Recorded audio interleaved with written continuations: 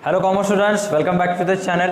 Outstanding October 29 days challenge for commerce students के day number 18 में आपका स्वागत है। और आज के इस दिन हम आपका एग्जाम लेने वाले 12th economics Maharashtra board new syllabus के chapter money market and capital market of India, भारतातील नाणे बाजार आणि भांडवल बाजार, ये चैप्टर एकदम इंपॉर्टेंट है। सो स्टेप बाय स्टेप हम आगे जाएंगे। सबसे पहले देखिए कि इस चैप्टर में बोर्ड्स ने टोटल ये चैप्टर रखा है आपको 8 से लेके 11 मार्क्स के लिए। टोटल कितने मार्क्स से लिखा है? 8 से लेके 11 मार्क्स के लिए। और इस चैप्टर में से उन्होंने जो कुछ भी क्वेश्चंस रिड्यूस किए वो मैं आपको बताता हूँ। इन्होंने इस चैप्टर में से 2 क्वेश्चंस इन्होंने रिड्यूस किए थे, जिसमें से फर्स्ट था problems of Indian money market, भारतीय नाणे बाजाराच्या समस्या, और सेकंड क्वेश्चन रिड्यूस किया था प्रॉब्लम्स ऑफ कैपिटल मार्केट, भारतीय भांडवल बाजाराची समस्या। मतलब जो दोनों ही मार्केट थे, कैपिटल मार्केट और मनी मार्केट, इन दोनों ही मार्केट के जो प्रॉब्लम्स थे उससे रिलेटेड जो कुछ भी पॉइंट्स थे इन्होंने रिडक्शन किया है। बाकी होल चैप्टर आपको रखा है। अगर आपने मेरे ओसी से रिलेटेड एग्जाम सीरीज नहीं देखी है तो देख लीजिए, उसकी लिंक ऊपर डिस्क्रिप्शन में ऊपर आई बटन पे मिल जाएगी। क्यों बता रहा हूँ? क्योंकि ओसी में हमने फंक्शंस ऑफ कमर्शियल बैंक से, functions of central bank, centralize bank से हमने रिलेटेड देखा था। म्हणजे व्यापारी बँकेचे कार्य आणि मध्यवर्ती बँकेचे कार्य, ये दोनों ही क्वेश्चंस आपको इस चैप्टर में दिए हुए। एज इट इज़ आप ओसी में जो लिखा है वही भी यहाँ लिखोगे। अगर एग्जाम में आता है तो जो इन्फॉर्मेशन आपको ओसी के बुक में दिया है वही इन्फॉर्मेशन अगर आप लिखोगे तो आपको अच्छे मार्क्स मिल सकते हैं। नेक्स्ट दिया है इन्होंने जो इंपॉर्टेंट क्वेश्चंस थे वो आपको बताता हूँ। 4 क्वेश्चन सबसे इंपॉर्टेंट है, आपके बुक में टिक मार्क कर लीजिए या लिख लीजिए। स्टेप बाय स्टेप बताता हूँ मैं आपको। फर्स्ट इंपॉर्टेंट क्वेश्चन है इस चैप्टर में से फंक्शंस ऑफ कमर्शियल बैंक, व्यापारी बैंकेचे कार्य। बुक ओपन कीजिए। जितने भी स्टूडेंट्स मुझे लाइव देख रहे हैं मैं उनसे रिक्वेस्ट करता हूँ कि आपकी बुक ओपन कीजिए। इकोनॉमिक्स की बुक्स ओपन करने के बाद जो कुछ मैं इंपॉर्टेंट बोलूँगा वो टिक मार्क कर लीजिए। उसके बाद में जो इन्फॉर्मेशन देने वाला हूँ वो फाइंड आउट कीजिए कि सर किस पॉइंट से रिलेटेड क्या बोल रहे हैं। ठीक है। सेकेंड इंपॉर्टेंट क्वेश्चन है भारतीय रिजर्व बँकेचे कार्य।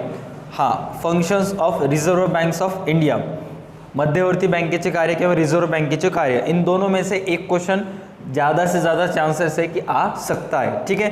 थर्ड क्वेश्चन है भारतीय नाणे बाजार, मनी मार्केट इन इंडिया। इस पॉइंट से रिलेटेड जो कुछ भी आपके बुक में दिया है वो पूरा का पूरा एक बार पढ़ लीजिए, सबसे इंपॉर्टेंट है। और फोर्थ क्वेश्चन है मेरा कैपिटल मार्केट इन इंडिया, भारतीय भांडवल बाजार, भारतातील भांडवल बाजाराची संकल्पना, concept of capital market of India. ठीक है। तो जैसे कि मैंने आपको 4 इंपॉर्टेंट क्वेश्चंस बताए थे। कितने टोटल इंपॉर्टेंट क्वेश्चंस बताए थे? 4। तो उन 4 में से 2 क्वेश्चंस का तो एक्सप्लेनेशन मैंने ऑलरेडी इकोनॉमिक्स ओसी में दे दिया है, जो कि आपको ऑलरेडी पता है। कौन से 2 क्वेश्चंस का एक्सप्लेनेशन? व्यापारी बँकेचे कार्य आणि रिजर्व बँकेचे कार्य, functions of commercial banks and functions of reserve bank. तो ये 2 क्वेश्चंस तो हो गए ऑलरेडी, और ये मैक्सिमम स्टूडेंट्स को कंप्लीट भी हो गए और मैक्सिमम स्टूडेंट्स को मालूम भी है। तो इससे रिलेटेड ज़्यादा इन्फॉर्मेशन देके कुछ फायदा नहीं है।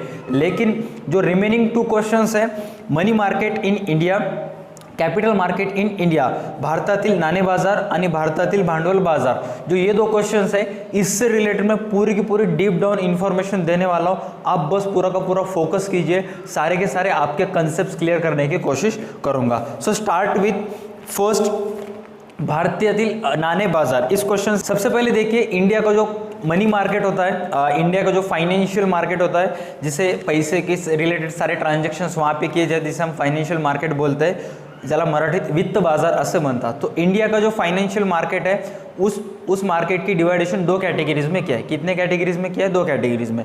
और खास बात, आज का जो वीडियो में मैं क्वेश्चंस पूछने वाला हूँ वो क्वेश्चंस आपके बुक के पीछे जो ऑब्जेक्टिव्स दिए उसमें से नहीं होने वाले, जो मैं सिखा रहा हूँ उससे रिलेटेड ही होने वाले। तो अगर आप आंसर देना चाहते हो तो आपसे रिक्वायरमेंट है, आपसे एक्सपेक्टेड है कि पूरा का पूरा वीडियो अच्छे तरीके से सुनिए, मैं क्या बोल रहा हूँ क्या नहीं सुन। ठीक है। अगर आपको देखना नहीं चाहते हो तो हेडफोन लगाए बस सुनिए। ठीक है। हाँ, तो इंडिया का जो फाइनेंशियल मार्केट है वो 2 डिवाइड में कैटेगराइज किया है। कौन से डिवाइड में? Money market and capital market. म्हणजेच भारतातील जो वित्त बाजार आहे तो 2 विभागात विभागणी केलेला आहे, एक नाणे बाजार, एक भांडवल बाजार। करेक्ट। भारतातील वित्त बाजार, finance markets in India are divided into 2 categories, money market, नाणे बाजार, कैपिटल मार्केट, भांडवल बाजार। So start with money market से रिलेटेड आपके मन में जो कुछ भी डाउट होगा पूरा का पूरा मैं आसान भाषा में सॉल्व करूंगा। आप बस जो कुछ भी मैं बोल रहा हूँ वो सुनिए, और एग्जांपल्स में जो देता हूँ तो मैक्सिमम स्टूडेंट्स को समझ में आता है। जो मैं एग्जांपल्स देने वाला हूँ वो एग्जांपल के तौर पर समझने की कोशिश कीजिए, ठीक है। हाँ, नवरात्रि चालू, नॉनवेज से रिलेटेड, नॉनवेज फूड से रिलेटेड डिस्कशन नहीं करना चाहिए, फिर भी आपको समझाने के लिए मैं एक बार बात करता हूँ, ठीक है। अगर आपको फिश खाने की इच्छा हुई है या आपको चिकन वगैरह खाने की इच्छा हुई है तो आपके पास दो ऑप्शन है। एक तो आप मार्केट में जाके खा सकते हो, या फिर मार्केट से रॉ चिकन परचेस करके घर में आके उसको पकाकर खा सकते हो। समझ में आ रहा है? दो ही तरीके आपके पास है, एक तो मार्केट में जाओ एज इट इज़ होटल में खा लो, या फिर मार्केट से रॉ परचेस कर लो, घर में पका कर खा लो। वैसे ही अगर किसी इंसान को पैसे की ज़रूरत होती है, अगर किसी इंसान के पास पैसे नहीं है और अगर किसी इंसान को पैसे की ज़रूरत होती है, नंबर एक या तो क्या करेगा, वो किसी बैंक्स में जाएगा, करेक्ट, या किसी फाइनेंस में जाएगा, या किसी इंस्टीट्यूशन में जाएगा जहां से उसको लोन वगैरह मिल सकता है, या फिर सेकंड वो अपने किसी दोस्त से उधार मांग लेगा। ये दो छोड़ के तो ज़्यादा कुछ भी नहीं करेगा। एक तो वो कहाँ जाएगा, फाइनेंस बैंक्स में जाएगा, या तो आपके दोस्त के पास जाएगा। वैसे ही इंडिया का जो मनी मार्केट होता है वो दो सेक्टर में डिवाइड किया है। अब ये जो बैंक्स वगैरह जो आती है, जो लोन्स वगैरह देती है, वो आते हैं ऑर्गेनाइज सेक्टर में, करेक्ट। और ये दोस्त वगैरह जो लोग लोन दे रहे हैं, जो प्राइवेट फाइनेंस लोन दे रहे हैं, वो आते हैं unorganize sector. Sir, organize sector and unorganize sector म्हणजे संघटित क्षेत्र आणि असंघटित क्षेत्र याच्यामध्ये फरक काय, तर ज्या संस्थेच्या देखरेखवर शासनाच्या नियमाच्या अंतर्गत देखरेख होते किंवा शासनाच्या नियमाच्या अंतर्गत कामकाज होते, आणि जर नियमाचं पालन केलं नाही तर शासनाच्या चौकटीत या कायद्याच्या चौकटीत राहून त्यांना शिक्षा केली जाते, ते असतात संघटित क्षेत्र। आणि ज्यांना शासनाच्या नियमाचे पालन करावे लागते पण ते पालन केले नसेल तरी त्यांना कोणी काही म्हणू शकत नाही, तर ते असतात असंगठित क्षेत्र। बहुत सारे ऐसे भारत में या महाराष्ट्र में ऐसे छोटे छोटे विलेजेस है जहाँ पे उस गांव के 3-4 लोग एक जगह पे आके फाइनेंस प्रिपेयर करते हैं और लोगों को एज अ प्राइवेट फाइनेंस लोगों को पैसा देते हैं। तो वो सब आएगा अनऑर्गेनाइज सेक्टर, क्योंकि उनके ऊपर देखरेख करने वाला कोई भी नहीं है। लेकिन अगर वो बैंक्स में आते हैं तो बैंक्स वाले लोगों को गवर्नमेंट के रूल के तहत उनको काम करना पड़ेगा। तो सारे के सारे बैंक्स किस में आते हैं, ऑर्गेनाइज सेक्टर में। तो स्टेप बाय स्टेप मैं आपको बताऊंगा कि ऑर्गेनाइज सेक्टर में कौन से आते हैं अँड अनऑर्गेनाइज सेक्टर में कौन से आते हैं। म्हणजेच भारतातील जो नाणे बाजार आहे त्या नाणे बाजारात संघटित क्षेत्रामध्ये कोणते कोणते संस्था येतात आणि असंघटित क्षेत्रामध्ये कोणते कोणते येतात। सर्वात फर्स्ट संघटित क्षेत्रामध्ये म्हणजे ऑर्गेनाइज सेक्टर में सबसे फर्स्ट आता है रिजर्व बैंक ऑफ इंडिया, उसके बाद आता है कमर्शियल बैंक्स, व्यापारी बैंक्स, त्याच्यानंतर सहकारी बैंक। हे तीनही बँक कशामध्ये येतात, संघटित क्षेत्रामध्ये। त्याच्यानंतर आणखी दोन संस्था आहेत, त्यातली फर्स्ट आहे डेव्हलपमेंट फायनान्शियल इंडस्ट्रीज, विकास संस्था, वित्तीय विकास संस्था। त्यानंतर discount and finance house of India, भारतीय सवलत वित्तीय गृह। हे 5 संस्था येतात संघटित क्षेत्रामध्ये।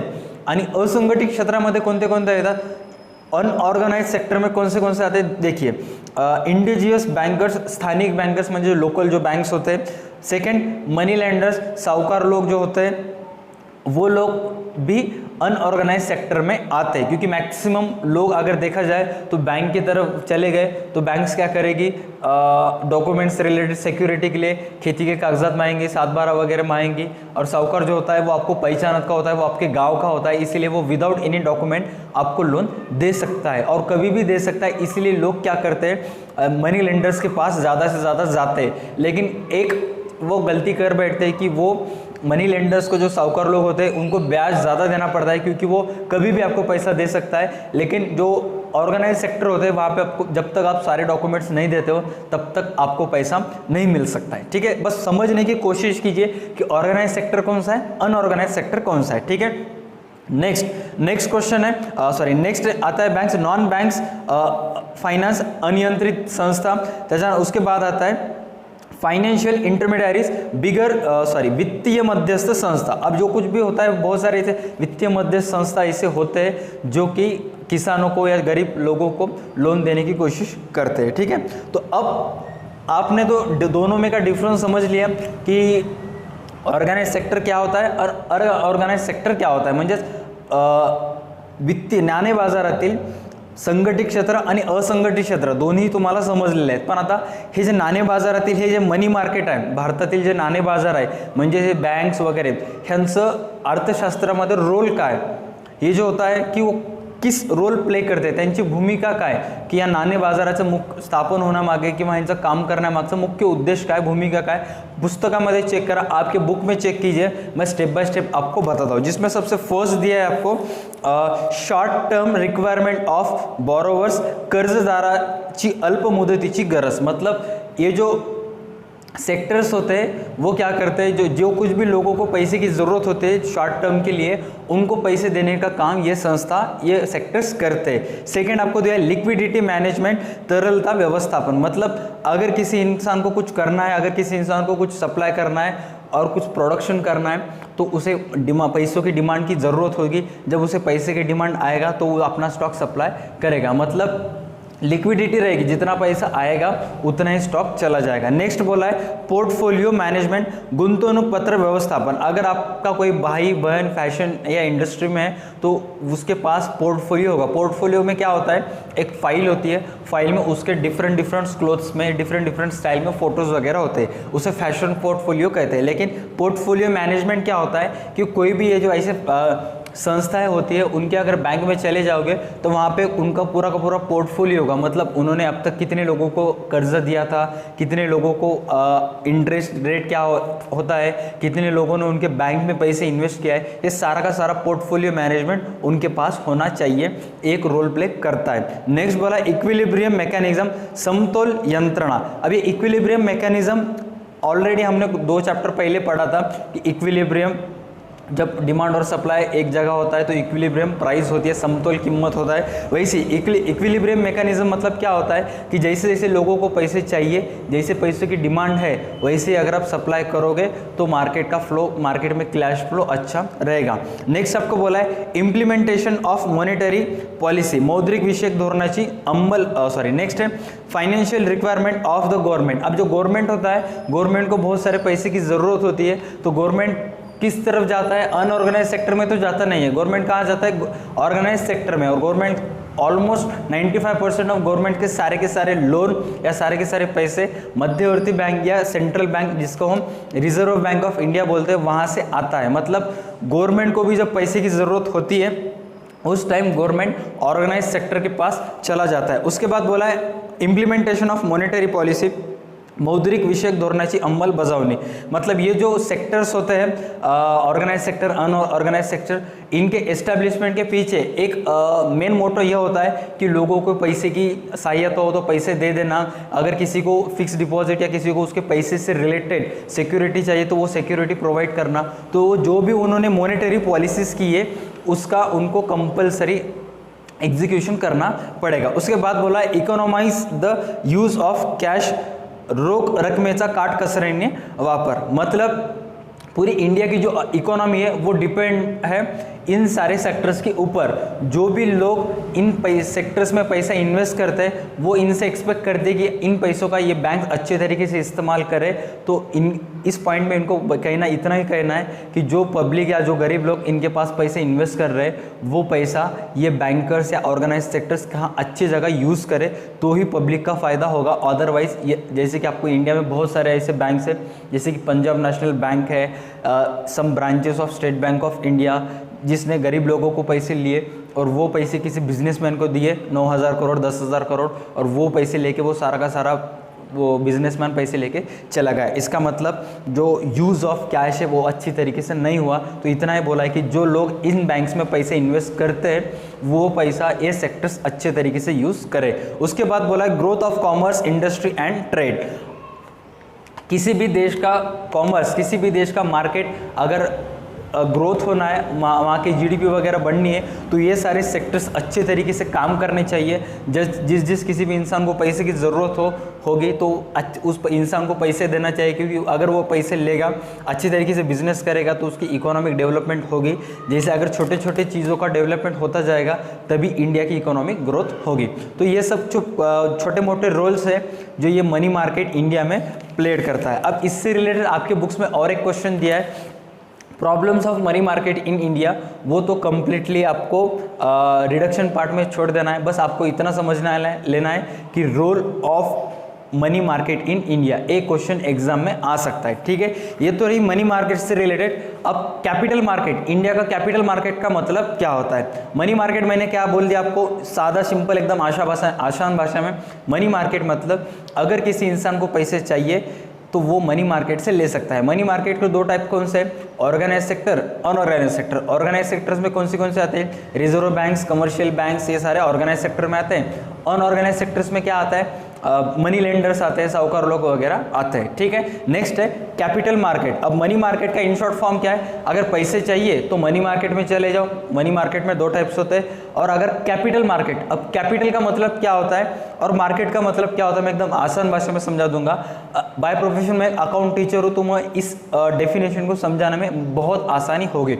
जैसे कि हमने 11th कॉमर्स में या 11th अकाउंट्स में कैपिटल से रिलेटेड डेफिनेशन पढ़ी थी, सोल ट्रेडर से रिलेटेड डेफिनेशन पढ़ी थी। कैपिटल का मतलब क्या था? An amount invested into business by proprietor by owner is called as capital. मतलब जो कुछ भी अमाउंट बिजनेस में ओनर इन्वेस्ट करता है तो उसे हम क्या बोलते हैं? कैपिटल। अब कैपिटल मार्केट का मतलब क्या होता है कि इंडिया के जितने भी लोग उनके पैसा जहां भी इन्वेस्ट करते हैं, इंडिया के पूरे इंडिया के जितने भी लोग उनका पैसा जहां इन्वेस्ट करते हैं उस मार्केट को बोलते हैं कैपिटल मार्केट। समझ में आ रहा है? उस मार्केट को क्या बोलते हैं? Capital market. मनी मार्केट का मतलब अगर किसी लोगों के पैसे की जरूरत होगी तो वो पैसा कहाँ से आएगा, तो उस जगह को बोलेंगे मनी मार्केट। और अगर किसी लोगों को पैसा इन्वेस्ट करना है और वो कहाँ पे करेगा तो उस जगह पे बोलेंगे हम कैपिटल मार्केट। अब मैं आपको एक क्वेश्चन पूछता हूँ, अगर आपको पैसा इन्वेस्ट करना है तो आप कहाँ पे करोगे? नंबर फर्स्ट आप बोलोगे हम म्यूचुअल फंड्स में इन्वेस्ट कर देंगे, हम फिक्स डिपॉजिट में इन्वेस्ट करेंगे, हम पूरा का पूरा पैसा बैंक्स में डाल देंगे, हम गवर्नमेंट का बॉन्ड परचेस करेंगे, हम किसी कंपनी के शेयर्स परचेस करेंगे, डिबेंचर्स परचेस करेंगे, लोन गोल्ड लेंगे या ज़मीन लेंगे। ये सारा का सारा पैसा आप जहाँ पे इन्वेस्ट कर रहे हो वो मार्केट को हम बोलेंगे कैपिटल मार्केट, क्योंकि इस मार्केट में इन्वेस्ट करने के बाद आपका कैपिटल इंक्रीज हो रहा है। इतना तो समझ में आ रहा है? तो मेरे पीछे आप स्क्रीन के ऊपर एक डायग्राम देख सकते हो जहाँ पे आपके बुक में दिया है कैपिटल मार्केट्स के टाइप्स, भारतीय भांडवल बाजाराचे प्रकार, कौन से टाइप्स होते हैं क्या नाही। सबसे फर्स्ट देखिए, सबसे फर्स्ट उन्होंने दिया है कैपिटल मार्केट में भारतीय भांडवल बाजारातला सर्वात फर्स्ट प्रकार सांगितलेला आहे गवर्नमेंट सिक्युरिटी मार्केट, सरकारी रोखे बाजार। इस मार्केट को हम गिफ्ट एज मार्केट भी बोल सकते हैं। गिफ्ट एज मार्केट क्यों? या मराठीमध्ये इथं सोनेरी रोखे बाजार असे म्हणतात। क्यों इसे गिफ्ट एज मार्केट या का ह्याला सोनेरी रोखे बाजार म्हणतात? क्योंकि अगर आपने किसी गवर्नमेंट से रिलेटेड बॉन्ड्स वगैरह परचेस किए तो उस बॉन्ड्स के ऊपर एक तो आपकी पूरी की पूरी सिक्योरिटी रहेगी और उस बॉन्ड्स के ऊपर आपको पूरा का पूरा इंटरेस्ट रेट, फिक्स्ड रेट बोलेगा कि जितना आपने इन्वेस्ट करते समय आपको बोला गया था 10%, उतना इन्वेस्ट अगर आपको मिलता है, डेफिनेटली 101% मिलता है, तो इसीलिए इसे गिफ्ट एज मार्केट या सोनेरी रोखे बाजार असे म्हणतात। नेक्स्ट टाइप आता है इसमें इंडस्ट्रियल सिक्योरिटी मार्केट, औद्योगिक रोखे बाजार। अब औद्योगिक रोखे बाजार में टू टाइप्स आते हैं, एक न्यू टाइप आता है और एक ओल्ड आता है, नवीन आणि जुने, हे दोन प्रकारात औद्योगिक रोखे बाजाराची विभागणी केलेली आहे।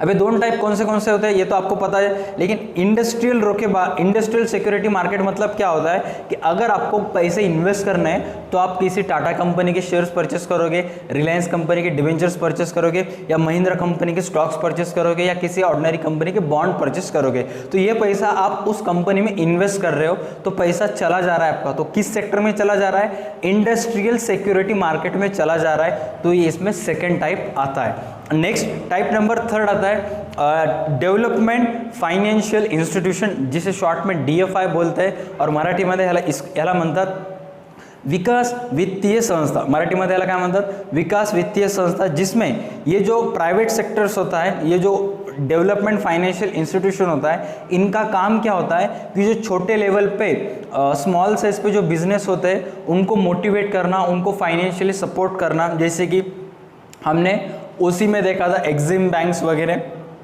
इंपोर्ट एक्सपोर्ट बैंक्स, इनका काम क्या होता है? छोटे मोटे जो बिजनेसेस होते हैं उनको फाइनेंशियली स्ट्रांग करना।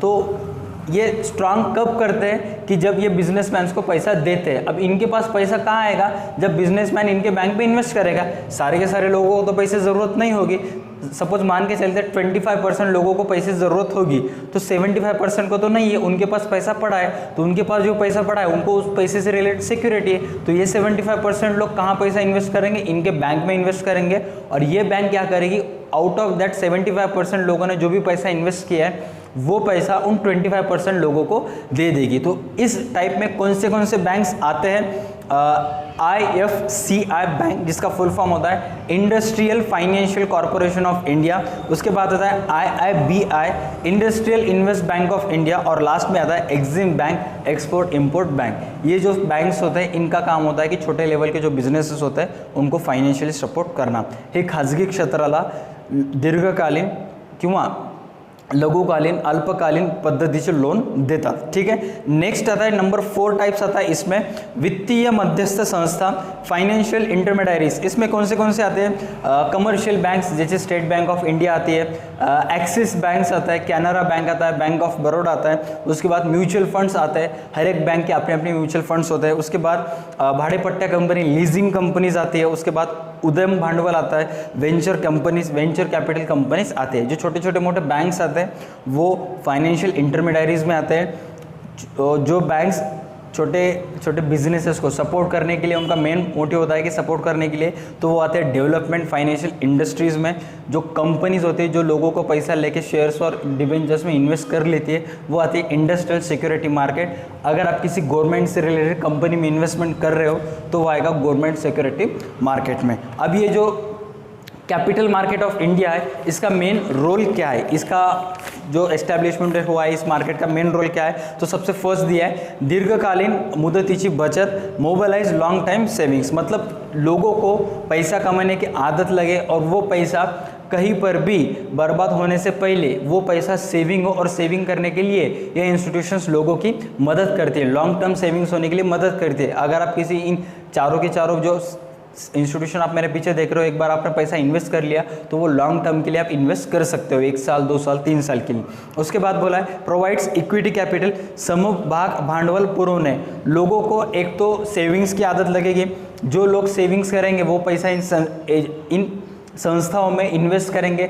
इन संस्थाओं में जो पैसा पड़ा है वो किसी गरीब किसान के लिए या किसी गरीब एंटरप्रेन्योर के लिए एज ए कैपिटल वो ये संस्था है उसको पैसे दे सकती है, जिसकी तो वजह से उसको एक अच्छा तरीके से कैपिटल मिलेगा।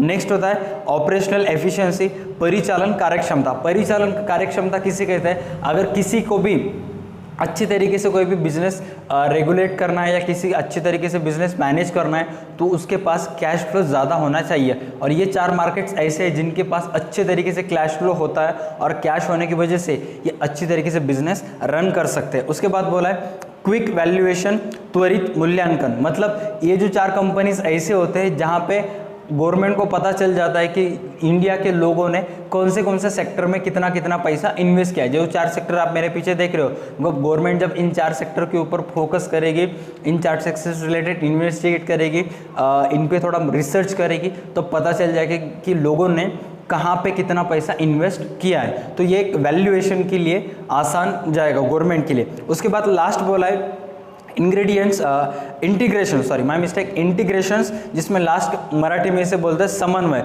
अब समन्वय का मतलब क्या होता है कि ये जो ऐसे 4 मार्केट है, ये जो 4 सेक्टर्स आप देख रहे हो, ये समन्वय क्रिएट करते हैं, इंटीग्रेशंस क्रिएट करते हैं किन 2 चीज़ों के बीच में, एक तो रियल अँड फायनान्शियल सेक्टर्स के बीच में, मतलब वास्तव आणि वित्तीय क्षेत्रामध्ये सेक्टर्समध्ये त्यांनी इंटिग्रेट करू शकतात। उसके बाद नेक्स्ट बोला है इक्विटी अँड डेब्ट सेक्टर में समभाग आणि कर्ज या क्षेत्रामध्ये ते इंटिग्रेट करू शकतात। और लास्ट बोला है सरकारी आणि खाजगी क्षेत्रामध्ये ते इंटिग्रेट करू शकतात, समन्वय साधू शकतात। म्हणजे या मार्केटमध्ये किती आहे आणि या मार्केटमध्ये किती आहे। बस मी एक छोटंसं प्रयत्न केलेला आहे की कॅपिटल मार्केट आणि मनी मार्केट ऑफ इंडिया ह्या तुम्हाला थोडक्यात पूर्णच्या पूर्ण चॅप्टर समजण्याचा प्रयत्न केलेला आहे। आय होप तुम्हाला समजलेलं असेल। ठीक आहे, so without wasting any time आजची एक्झाम स्टार्ट करूयात।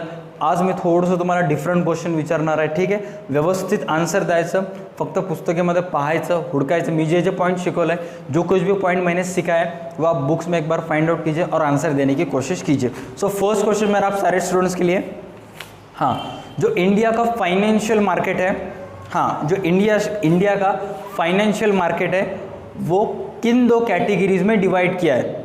भारतातील वित्त बाजार कोणत्या दोन विभागात विभागणी केलेली आहे? भारतीय वित्त बाजाराची विभागणी कोणत्या दोन विभागात केलेली आहे? वीडियो के स्टार्ट में मैंने आपको बता दिया था कि इंडिया का मार्केट किस दो कैटेगरीज में डिवाइड किया है। इंडिया का फाइनेंशियल मार्केट कौन से दो कैटेगरीज में डिवाइड किया है? एक दो कमेंट्स करेक्ट आंसर दिए, 2 3 4 से ज़्यादा लोगों ने करेक्ट आंसर दे दिया ऑलमोस्ट। टाइम देता हूँ, स्पेलिंग टाइप करने में थोड़ा सा टाइम लगेगा। जो कुछ भी स्टूडेंट्स वीडियो फर्स्ट टाइम देख रहे हैं उनसे मैं रिक्वेस्ट करता हूँ कि डेली 11 PM रोज़ रात 11 बजे हम लाइव आके क्वेश्चन आंसर्स करते हैं। तो आप अक्टूबर महीना एंड होने तक, अक्टूबर 2020 एंड होने तक रोज़ रात 11 बजे आके आंसर दे सकते हो। फाइनेंशियल मार्केट्स के 2 टाइप्स, कौन से 2 टाइप्स होते हैं फाइनेंशियल मार्केट्स से इंडिया? 2 टाइप्स होते हैं, एक मनी मार्केट होता है और एक कैपिटल मार्केट। ठीक है, नेक्स्ट क्वेश्चन मेरा आप सारे स्टूडेंट्स के लिए। इंडिया को जो मनी मार्केट होता है वो 2 सेक्टर्स में उन्होंने डिवाइड किया। कौन से 2 सेक्टर्स में? ऑर्गेनाइज सेक्टर एंड असंगठित क्षेत्र, अनऑर्गेनाइज सेक्टर्स, म्हणजे संगठित आणि असंगठित। ठीक है, अब मैं आपको किसी एजुकेशनल इंस्टीट्यूशंस का नाम बताऊंगा, आपको इतना बताना है कि वो इंस्टीट्यूशन ऑर्गेनाइज सेक्टर में आएगा या अनऑर्गेनाइज सेक्टर में आएगा। तुम्हाला एका संस्थेचं नाव सांगणार आहे, तुम्हाला सांगायचं आहे की ती संस्था संघटित क्षेत्रामध्ये येईल का असंघटित क्षेत्रामध्ये येईल। ठीक आहे, तर त्या संस्थेचं नाव आहे reserve Bank of India. Reserve Bank of India असंघटित क्षेत्रामध्ये येते का संघटित क्षेत्रामध्ये येते? रिझर्व्ह बँक्स ऑफ इंडिया संघटित क्षेत्रामध्ये येते का असंघटित क्षेत्रामध्ये येते?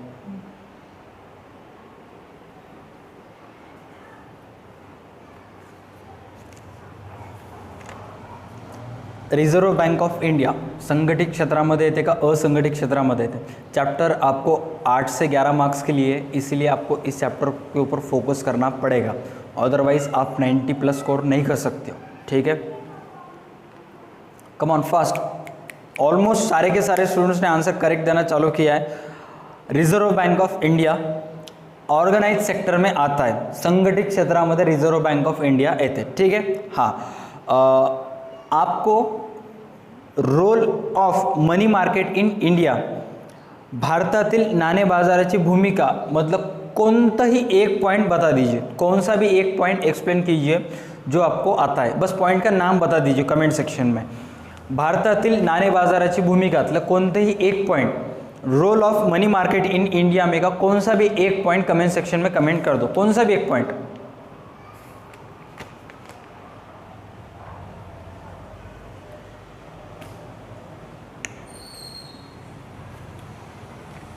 अगर आपको टेलीग्राम ग्रुप ज्वाइन करना है तो ऊपर आई बटन पे क्लिक कीजिए, वहाँ पे टेलीग्राम ग्रुप का वीडियो मिल जाएगा। वहाँ पे एक्सप्लेन किया है कि आप कैसे ग्रुप ज्वाइन कर सकते हो, क्योंकि प्राइवेट ग्रुप है।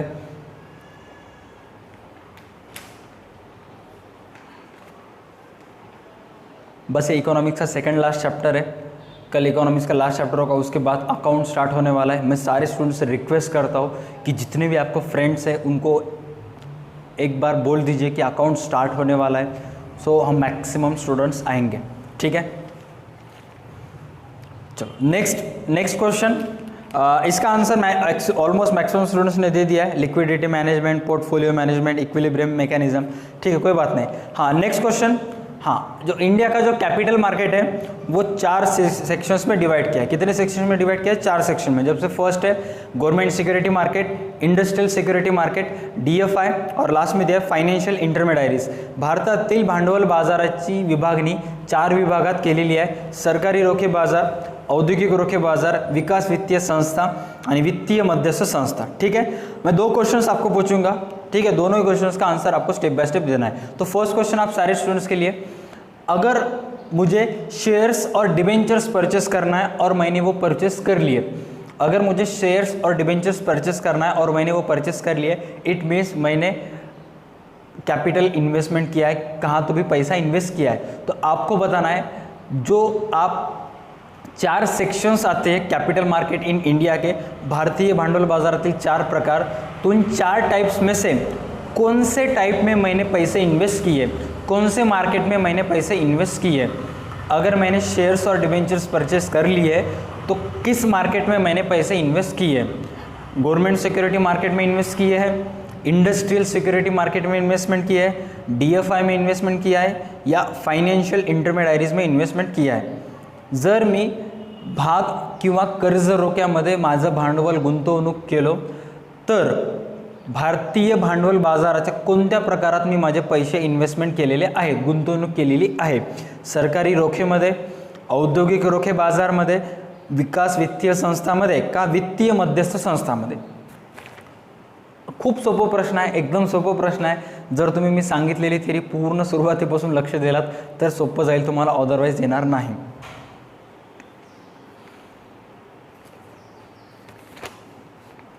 क्या हो सकता है इसका आंसर? कमेंट सेक्शन चेक कर एक बार. अपने देगलूर के जो क्लास के लड़के हैं वो कौन कौन आंसर दे रहे हैं चेक कर. कल लाइव क्लास में उनको बात करने आते हैं, अगर कोई नहीं दे रहा है तो.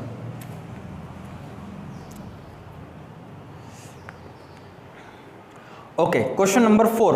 क्वेश्चन नंबर 4 अच्छी तरीके से आंसर दीजिए, गड़बड़ मत कीजिए, ठीक है?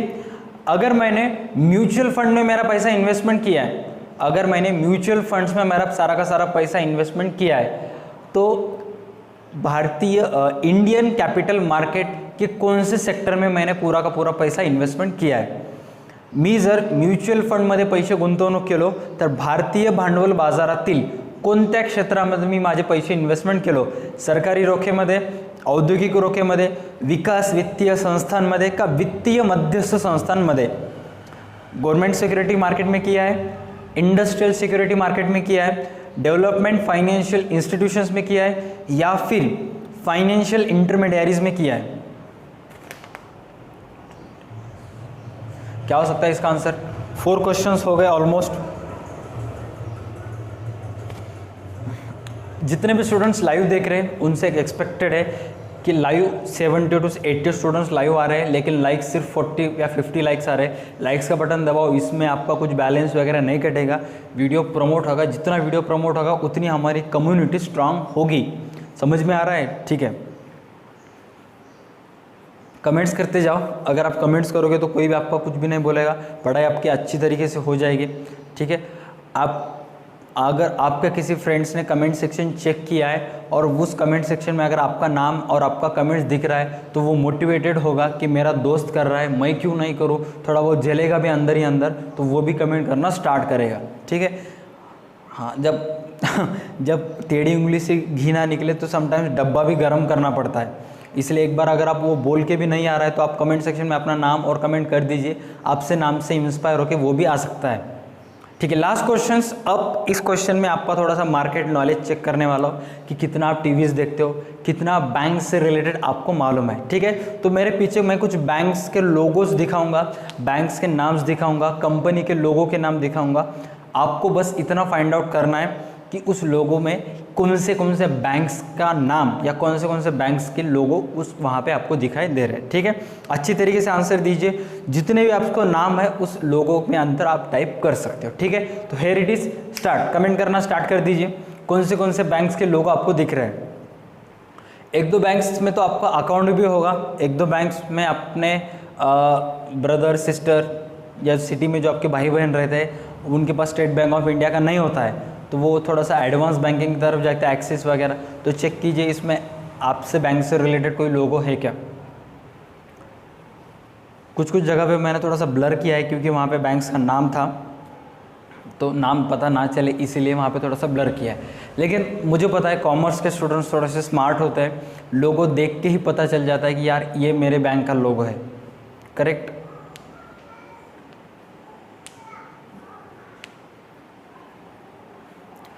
वीडियो के डिस्क्रिप्शन में सारे के सारे इम्पोर्टेंट वीडियोस के लिंक है. अगर आप नए आए हो तो 2 से 3 दिन दीजिए चैनल को एक्सप्लोर करने के लिए, अंडरस्टैंडिंग करने के लिए कि क्या क्या अपलोड हुआ है अब तक. सारे के सारे इम्पोर्टेंट वीडियोस देख लीजिए. और वीडियो जब एंड होगा तो एंड स्क्रीन पर आपको 3-4 ऑप्शंस नज़र आएंगे प्लेलिस्ट के. वहाँ पे आपको सारे के सारे इंपॉर्टेंट वीडियोस की पूरी लिस्ट ही मिल जाएगी. अगर आप वहाँ पे क्लिक करोगे तो आउटस्टैंडिंग अक्टूबर से रिलेटेड पूरे के पूरे 17 वीडियोस आपको वहाँ पे मिल जाएंगे. उसके बाद एक सेपरेट प्लेलिस्ट है जहाँ पे 12 कॉमर्स से रिलेटेड इंपॉर्टेंट वीडियोस है सारे के सारे, जो कि एवरी 12 कॉमर्स स्टूडेंट्स को देखनी चाहिए। तो वो वीडियो भी आप एक बार ज़रूर देख लीजिए। और इस वीडियो के डिस्क्रिप्शन में टेलीग्राम की लिंक है, अगर आप टेलीग्राम ऐप नहीं है तो आप टेलीग्राम ऐप डाउनलोड कीजिए और उस लिंक पे प्रेस करने के बाद आप सीधा हमारे टेलीग्राम के व्हाट्सएप ग्रुप में जा सकते हो, टेलीग्राम के ग्रुप में ऐड हो सकते हो, जहाँ पे आपको डे टू डे बेसिस पे लिंक्स, नोट्स, PDF आपको वहाँ पे मिल जाएंगे।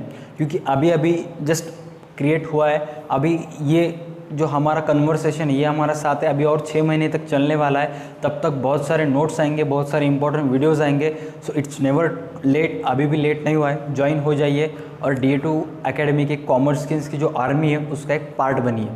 सो मैक्सिमम स्टूडेंट्स ने ऑलमोस्ट कमेंट करना स्टार्ट कर दिया है, सारे के सारे बैंक्स का नाम गेस कर दिया है।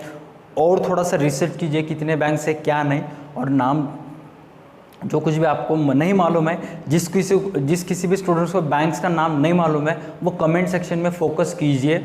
मोबाइल ऐसा आप टिल्ट मत रखिए, स्ट्रेट रखिए, ऊपर के 30 या 40% स्क्रीन में मैं दिखाई देता हूँ, जहाँ पे मैं दिखाई दे रहा हूँ, और नीचे अगर आप लाइव कमेंट्स प्रेस करोगे तो लाइव कमेंट सेक्शन में कौन क्या बोल रहा है वो आपको दिखेगा।